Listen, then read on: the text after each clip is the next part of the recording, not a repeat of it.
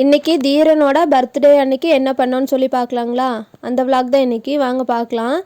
காலையில் எந்திரிச்சு குளிச்சு விட்டுட்டு வீட்டிலையே வந்து ஃபஸ்ட்டு சாமி கும்பிட்டோம். சாமி கும்பிட்டு புது ட்ரெஸ் போட்டுட்டு அவர் ஆத்தாக்கிட்டேயும் பாட்டிக்கிட்டேயும் ஆசீர்வாதம் வாங்கிட்டு காலையிலேயே வசூல் ஆரம்பிச்சிட்டாருங்க. 2 பேர்கிட்டையும் ஆசீர்வாதம் வாங்கி வசூல் பண்ணிவிட்டு கேக் வந்து ஆர்டர் பண்ணியிருந்தோம். அவங்க அப்பாவும் சித்தப்பாவும் போய் கேக் வாங்கிட்டு வந்திருந்தாங்க. கேக் வெட்டுறதுனா நம்மளுக்கு ஒரே குஷி ஆயிடுவாருங்க. அக்காவும் தம்பியும் சேர்ந்துட்டு 2 பேரும் கேக் வெட்டினாங்க. இவருக்கு ஐஸ்கிரீம்னால் ரொம்ப இஷ்டங்களா, அதனால் ஐஸ்கிரீம் தீம்லேயே வந்து கேக் வந்து சொல்லி வாங்கிட்டோங்க. இது வந்து ஃபாண்டன்ட்டு தான். ஐஸ்கிரீம் வந்து ஃபாண்டன்ட் வந்து ஈட்டபிள் தான். 2 பேரும் கேக் வெட்டுறதுக்குள்ளே அந்த வந்து ஐஸ்கிரீம் வந்து எப்போ சாப்பிட்லான்னு சொல்லி தான் ஆர்வமாக பார்த்துட்டு இருந்தாங்க.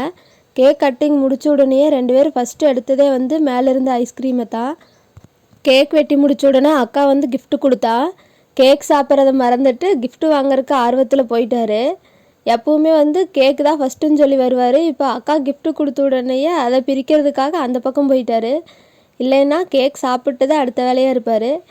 வாங்கின உடனே அதை வந்து அவரே பிரிக்க ஆரம்பிச்சிட்டாருங்க.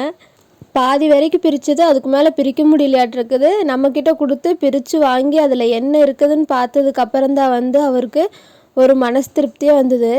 அதை பிரித்து கொஞ்ச நேரம் விளையாண்டதுக்கப்புறம் தான் வந்து 2 பேரும் இந்த பக்கமே வந்தாங்க. 2 பேர்த்துக்கு ஆர்வம் வந்து அதில் என்ன இருக்குதுன்னு சொல்லி தாங்க முடியல. இதுதான் அந்த கிஃப்ட்டுங்க.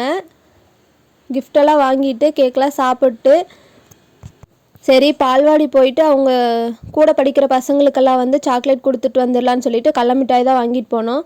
அவங்களுக்கெல்லாம் கொடுத்துட்டு அடுத்து வந்து கோயிலுக்கு வந்து போகலாம் அப்படின்னு சொல்லிட்டு கோயிலுக்கு கிளம்பிட்டோங்க. கோயில் வந்து 12 மணிக்கு நட சாத்திடுவாங்களா, அதனால சரின்னு சொல்லி நாங்கள் கிளம்பும்போதே மணி 11 ஆயிடுச்சுங்க. சரி நட சாத்துறதுக்குள்ளே சாமி கும்பிட்டுலாம் அப்படின்னு சொல்லிட்டு போயிட்டு கீழே வந்து தீபம் போட்டு சாமி கும்பிட்டு மேலே போக ஆரம்பிச்சிட்டோங்க. மேலே போயிட்டு இன்றைக்கி வந்து அவ்வளோவா கூட்டம் இல்லை, ஓரளவுக்கு கூட்டம் இருந்தது. நாங்கள் போன டைமிங்கில் வரவங்க சாமி கும்பிட்டு கிளம்பிட்டு அது மாதிரி தான் இருந்துச்சு. அவ்வளோ ஒன்றும் கூட்டம் இல்லை. போய் திருப்தியாக சாமியெல்லாம் கும்பிட்டு அப்போ தான் வந்து அந்த கோயிலில் வந்து அன்னதானம் ஸ்டார்ட் பண்ணியிருந்தாங்க.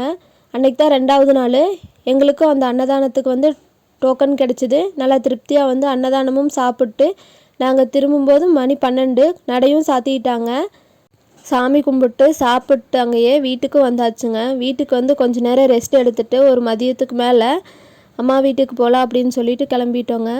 சரி தம்பிக்கு பர்த்டே, அவங்களும் பொக்குன்னு போயிடுவாங்கன்னு சொல்லி தம்பியை கூட்டிகிட்டு போகலான்னு சொல்லி அம்மா வீட்டுக்கு கிளம்பிட்டோங்க.